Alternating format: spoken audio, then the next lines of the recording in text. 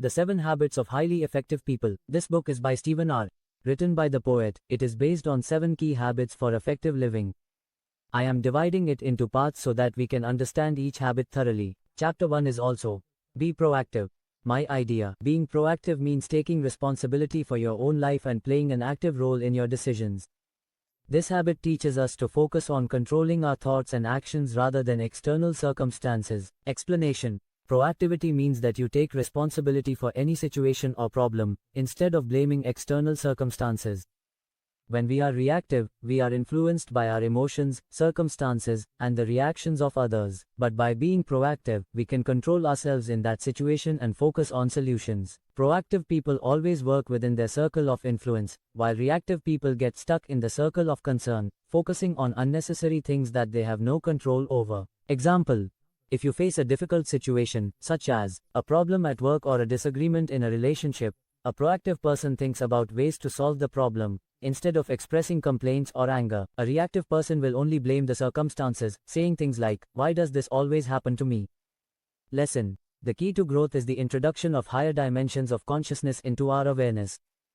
The key to development is introducing higher dimensions into our awareness. Action plan on your decisions. Take responsibility for your decisions, no matter what the situation is.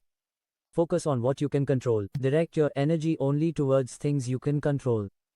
Practice self-awareness. Know and understand your thoughts and reactions, so that you can become proactive. Bonus analogy. Imagine you are a captain and you have a ship.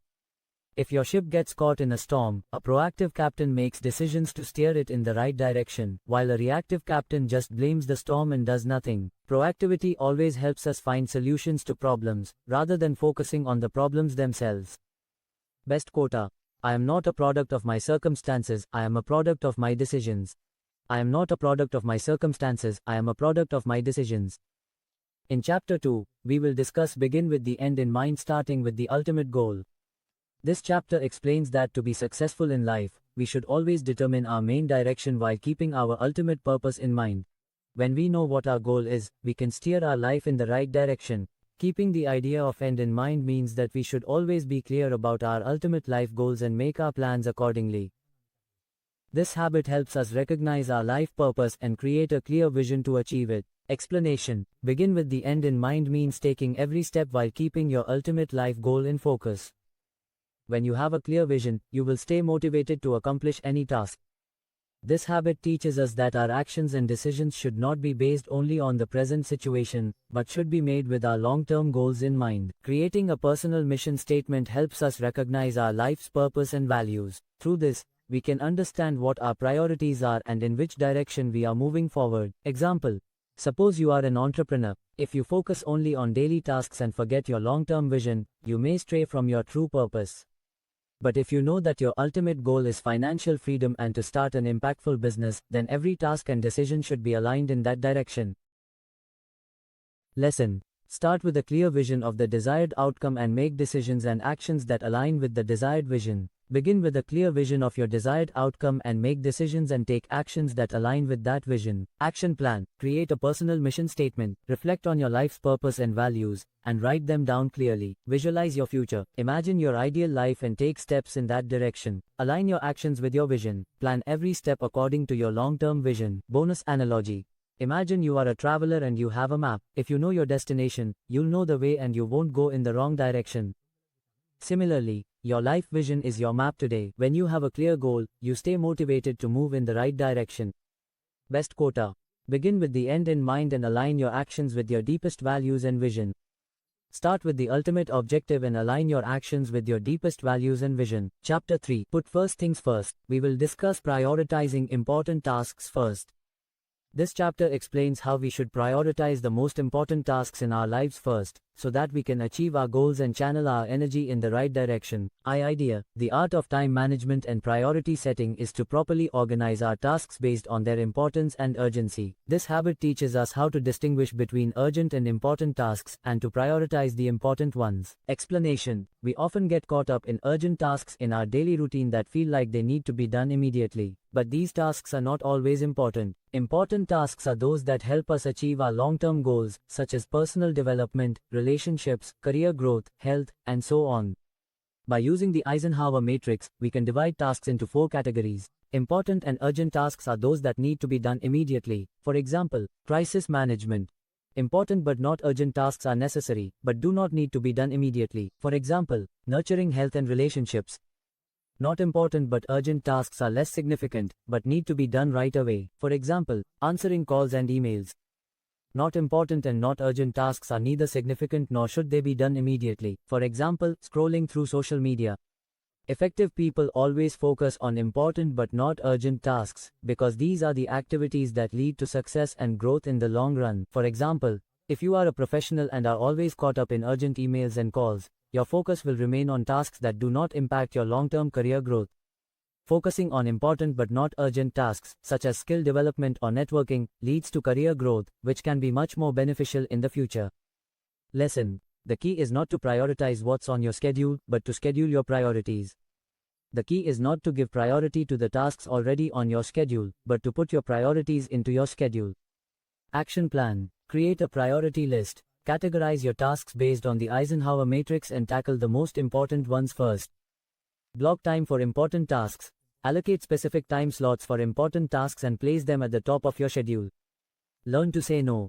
Learn to refuse tasks that do not align with your priorities, so you can focus on what matters most to you. Bonus analogy: imagine you are a gardener and you have many plants.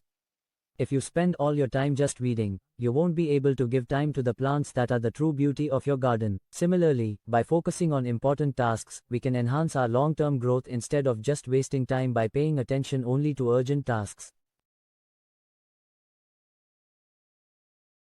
Best quote: what is important is seldom urgent, and what is urgent is seldom important.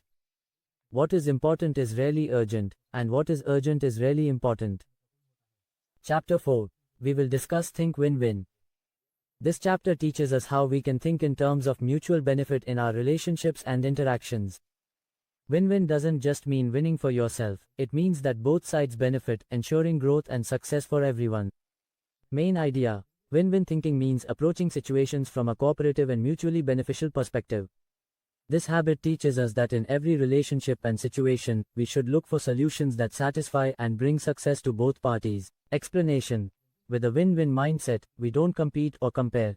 Instead, we believe in collaboration. This means that in every situation, we should consider the benefit of both parties, not just our own. Using a win-win mindset in interpersonal relationships increases trust and respect. When people feel that working with you will benefit them as well, they are motivated to maintain a long-term relationship with you. Win-win doesn't mean that everyone gets an equal share. Rather, it means that both sides are treated with fairness and respect. Sometimes this may involve negotiation and compromise, but it should always be ensured that both parties benefit. Example: if you are entering into a business partnership, win-win thinking means creating a deal that benefits both parties. If one side is only focused on short-term gain and the other on a long-term relationship, the result could be win-lose. Under win-win thinking, both parties should ensure that the partnership remains beneficial for both in the long run. Lesson: win-win is not a technique, it's a philosophy of human interaction.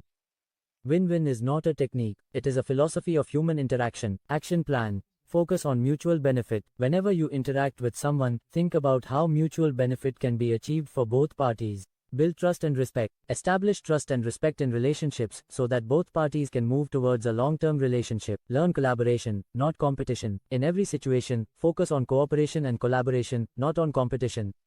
Bonus analogy: imagine you are part of a team where every player has the same goal: victory. If one player focuses only on their individual performance and ignores the team can lose.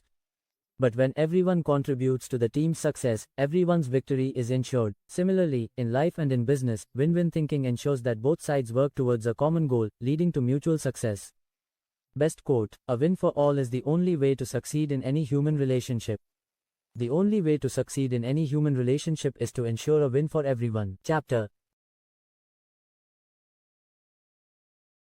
5. Seek first to understand, then to be understood. First, try to understand, then to be understood will be discussed. This chapter teaches us that for effective communication, we must first listen to and understand others, so that we can present our own point clearly and effectively. Main idea: The key element of effective communication is that we first fully understand the other person through active listening, and then present our own point. This habit gives us the ability to communicate with empathy and understanding, enabling us to build stronger relationships and mutual respect. Explanation. Seek first to understand means that we should focus more on listening, rather than just expressing our own point of view. Usually, when people are having a conversation, they are in a hurry to respond, but active listening teaches us to first fully listen to and understand what the other person is saying. Empathy means understanding the other person's perspective and respecting their thoughts and feelings.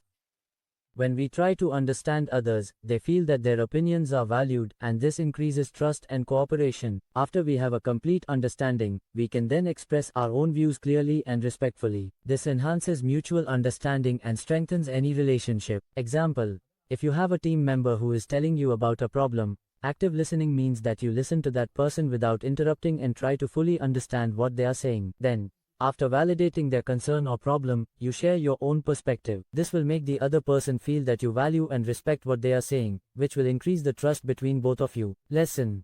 Most people do not listen with the intent to understand, they listen with the intent to reply. Most people do not listen with the intent to understand, they listen with the intention to reply. Action plan. Practice active listening. When someone is speaking, focus mentally and make an effort to listen to them completely. Empathize with others. Try to understand the other person's situation and feelings. Avoid interrupting. Do not interrupt anyone during a conversation before they have finished speaking, as this increases respect and understanding. Paraphrase. Once you understand what the other person is saying, repeat it in your own words to ensure you have understood correctly. Bonus analogy. Imagine you are a doctor and you have to explain an illness to a patient.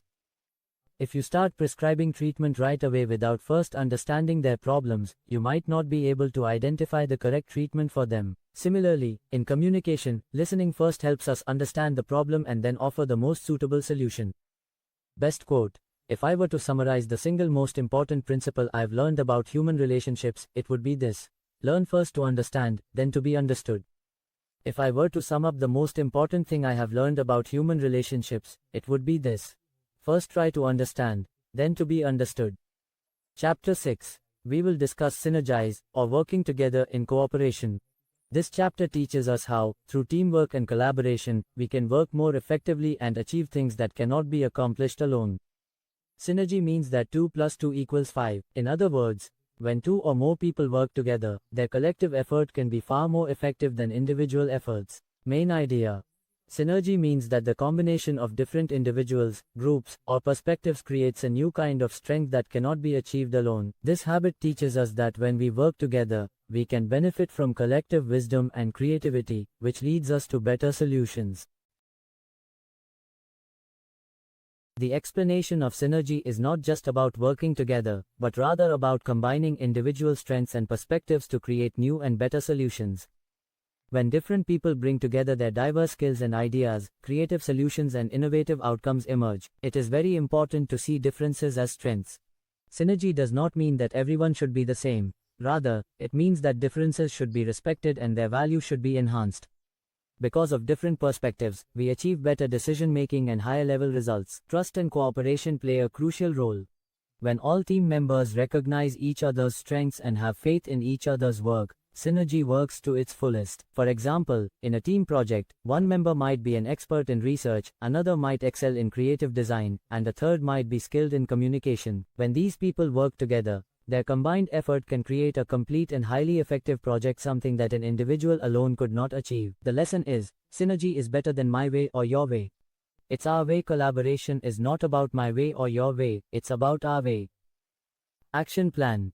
Embrace diversity. Adopt the different strengths and perspectives within your team, and view this diversity as a strength. Build trust. Foster trust and respect among all team members so that they can openly share their ideas and viewpoints with one another. Foster collaboration. Create more opportunities for team members to learn from and collaborate with each other, so that everyone can work together to achieve better results. Celebrate collective success. When the team achieves good results together, share and celebrate that success with everyone. Bonus analogy.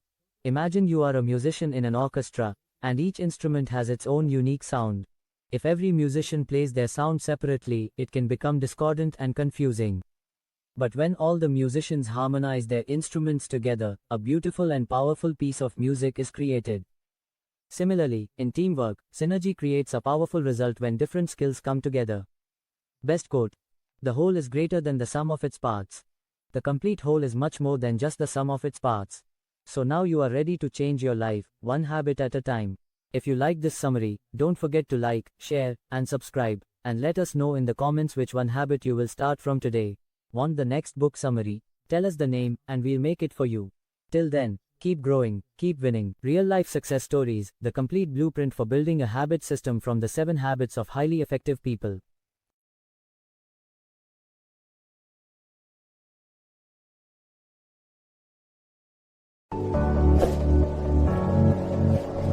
Please comment on how you like this, and subscribe to our channel Beyond Impact.